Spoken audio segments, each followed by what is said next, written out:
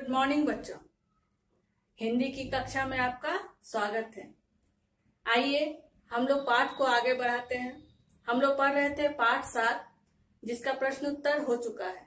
अब हम लोग आज पढ़ेंगे भाषा से। ठीक है, तो भाषा से का पहला है, नंबर 1 में है नुक्ता वाले शब्द। ये आप लोगों के लिए नया है। ठीक है, सबसे पहले तो नुक्ता किसे कहते हैं। आप देखते होंगे कि किसी किसी शब्द में जब हम लोग ज लिखते हैं तो उसके नीचे एक बिंदु रहता है। फ लिखते हैं, उसके नीचे एक बिंदु रहता है। जैसे ज, इसके नीचे एक बिंदु। ठीक है, फ, इसके नीचे बिंदु। इस तरह से डॉट दिया रहता है, बिंदु रहता है। ठीक है, तो नुक्ता वाले शब्द जिसमें इसी को हम लोग नुक्ता कहते हैं। ये जो बिंदु है इसे ही नुक्ता कहा जाता है और इसका उच्चारण भी अलग होता है। जैसे अगर हम लोग केवल ज लिखेंगे तो इसका उच्चारण करेंगे ज। ठीक है, ज। लेकिन अगर इसके नीचे बिंदु डाल देंगे तो इसका उच्चारण हो जाएगा ज। जैसे इंग्लिश का जेड को हम लोग उच्चारण करते हैं, उसी तरह से ज। असल में ये नुक्ता वाले शब्द जो है ये अरबी भाषा और अंग्रेजी भाषा से आए हुए हैं। इसलिए इन शब्दों का उस तरह से उच्चारण करने के लिए हम लोगों को इसके नीचे नुक्ता लगाकर लिखना पड़ता है, उसे बोलना पड़ता है।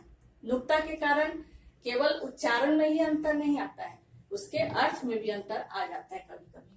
तो आइए पहले हम लोग देखते हैं नुक्ता वाले शब्द को।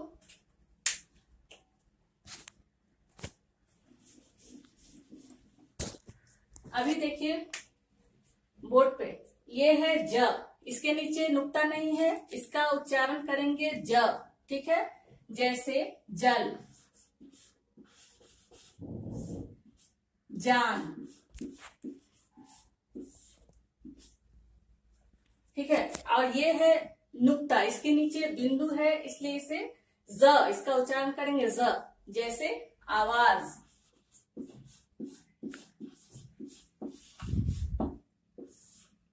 कागज,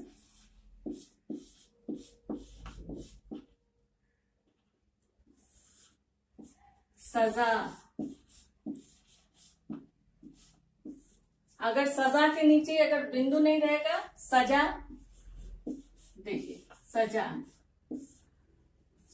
तो ये हो गए नुक्ता वाले शब्द और बिना नुक्ता वाले शब्द। आप इसे कॉपी में लिख लीजिएगा और इससे 3-3 शब्द लिखिएगा। ठीक है, अब आ जाते हैं, जैसा कि मैं आप लोगों को बोल रही थी, नुक्ता के कारण उच्चारण में तो अंतर आता ही है, उसके अर्थ में भी अंतर आ जाता है। जैसे देखिए, नुक्ता लगने से कुछ शब्दों के अर्थ बदल जाते हैं। जैसे फूल, फूल का अर्थ क्या होता है? पुष्प, सुमन। ठीक है, अगर नुक्ता नहीं लगा है तो। अगर नुक्ता लगा देंगे तो इसे कहेंगे फूल। ठीक है, अंग्रेजी भाषा का फूल का मतलब होता है मूर्ख। ठीक है, इसके बाद फन, फन, सांप का फन। ठीक है, सांप का जो फन होता है वो, अगर इसमें नुक्ता लगा देंगे तो इसका उच्चारण होगा फन। कला, कौशल। ठीक है, फन अब अंग्रेजी का, ये भी अंग्रेजी का ही शब्द है फन। इसके बाद आ जाते हैं यहाँ सजा, नुक्ता नहीं लगा है तो सजा का मतलब होता है सजाया हुआ या सजाना। ठीक है, और सजा, अगर नुक्ता लगा देंगे तो सजा, इसका अर्थ होता है दंड, दंड। तो आप लोग नुक्ता पर ध्यान दीजिएगा। फिर है राज, राज का अर्थ होता है राज्य। ठीक है, राज्य, राजा, राज, काज, इस ये जो है वही वाला राज हो गया, राज्य। और अगर नुक्ता लगा देंगे तो इसका उच्चारण होगा राज, इसका अर्थ हो गया रहस्य। तो ये आप लोग अपने हिंदी कॉपी में लिखिएगा। इसे यहाँ तक आपके बुक में दिया गया है, बस इसे ही लिखना है आपको। ठीक है, आइए इसके बाद भाषा ज्ञान का जो भी है उसे हम लोग पुस्तक में ही करेंगे। आइए हम लोग पुस्तक में पढ़ते हैं उसे। भाषा ज्ञान के अंतर्गत नंबर 2 में है पाठ से अनुस्वार और अनुनासिक वाले शब्द ढूंढ कर लिखो।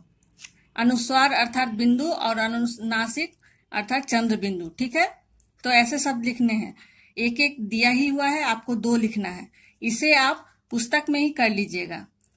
तो अनुस्वार वाले शब्द है अंतिम, आनंद और फंदे। अनुनासिक वाले शब्द है फांसी, जहां और पहुंच।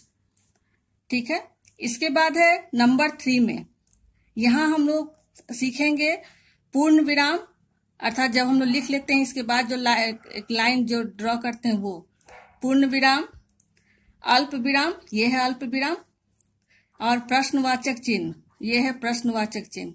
ठीक है, ये है पूर्ण विराम, ये है अल्प विराम और ये है प्रश्नवाचक चिन्ह। इसे हमको लगाना है इसमें, यहाँ जो वाक्य दिया गया है। तो आइए देखते हैं क्या है। आप लोग तो जानते ही हैं, जब कोई भी वाक्य खत्म हो जाए तो उसके अंत में पूर्ण विराम लगेगा।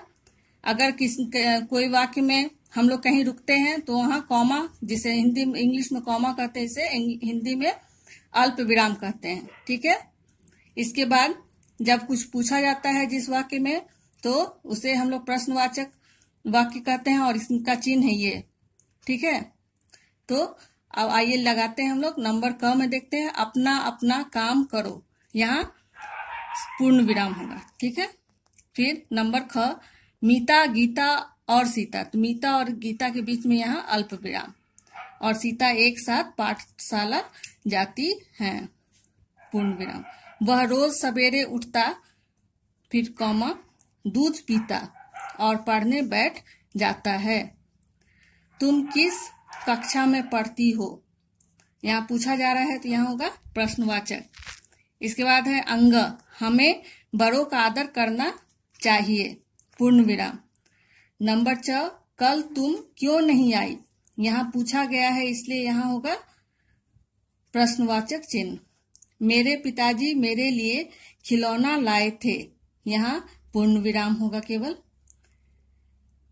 क्या शीला, मीरा और मीना पक्की सहेलियां हैं, तो यहाँ क्या शीला, यहाँ कॉमा होगा, मीरा और मीना पक्की सहेलियां हैं, पूछा जा रहा है तो यहाँ प्रश्नवाचक चिन्ह हो जाएगा। ठीक है, नंबर 6 हो गया है। नंबर ज बस इतना ही है, आप लोग देख लीजिए इसे, और इसी तरह अपने पुस्तक में इसे कर लीजिएगा। अब देखिए नंबर 4 में क्या है, सही विलोम शब्द पर इस तरह से गोला लगाना है या सर्कल करना है। ठीक है, तो सच्चा का विलोम शब्द, उसका अर्थ नहीं, विलोम, सच्चा का विलोम शब्द क्या है, झूठा। मित्र का विलोम शब्द शत्रु। स्वीकार का विलोम शब्द अस्वीकार।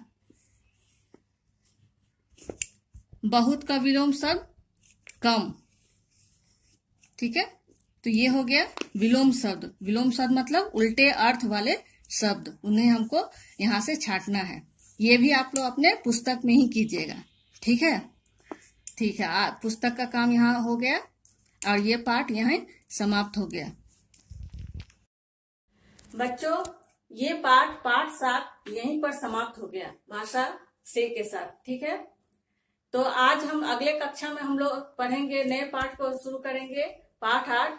लेकिन इससे पहले हम लोग देखते हैं, आप लोग तो जानते हैं कि हम लोग के सिलेबस में 2 निबंध है। निबंध मतलब ऐसे। ठीक है, एक निबंध आप लोगों को लिखने के लिए दे दिया गया था, होली। उम्मीद है आप लोग लिखे होंगे। तो आप लोग को निबंध लिखना है 8 वाक्य, 8 लाइन। ठीक है, अभी है दूसरा निबंध है मेरा नया मित्र।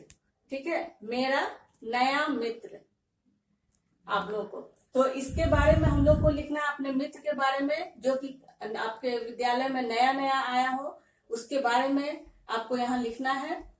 तो मैं आप लोगों को असाइनमेंट में इस निबंध को भी लिखने के लिए दूंगी। ठीक है, मैं लिख दूंगी, आप लोग उसे देखिएगा, आप अपने मन से भी लिख सकते हैं। लेकिन ये 8 वाक्य नंबर वाइज नहीं रहेगा, ये मैं 3 पैराग्राफ में 3 अनुच्छेद में इसे मैं लिखूंगी निबंध को। आप लोग भी वैसे ही लिखिएगा। ठीक, तो आज का कक्षा हम लोग यहीं समाप्त करते हैं। धन्यवाद।